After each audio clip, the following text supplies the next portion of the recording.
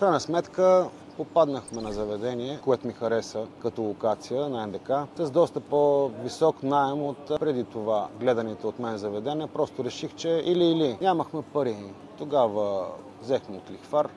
Сумата не беше голяма, но за нас беше непосилна, 4000 лева. Това почнахме. В началото, това беше може би почти 2 месеца, в които буквално работех по 6 часа на ден. Работа вкъщи.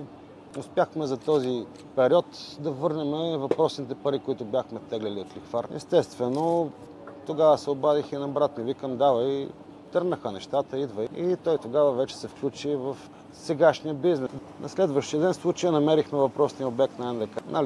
Тези 2 месеца работа там, когато дойде брат ми при мен, де-факто аз вече имах възможността да почивам. Излезнах да се поразходам малко в околностите и тогава, където и да влезнах, виждах аз мои клиенти навсякъде. Имаше долу 2 базара в НДК, навсякъде ми махаха, нарече здравей, голям кеф. Тогава усетих случая успеха. Пак си поплаках, но този път от кеф. Случая 3-4 години работа там.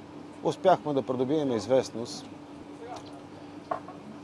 Се получи пак поредният крах, така да го кажа. Буквално пречихме на някои хора и ни драснаха клечката. Всичко изгоря. Месец, 2, 3, чудехме се, пак къде, какво, как. Знаехме, че можем, вече се бяхме доказали. Важното е да не се отказва човек, в крайна сметка. Тогава взехме поредния наш обект.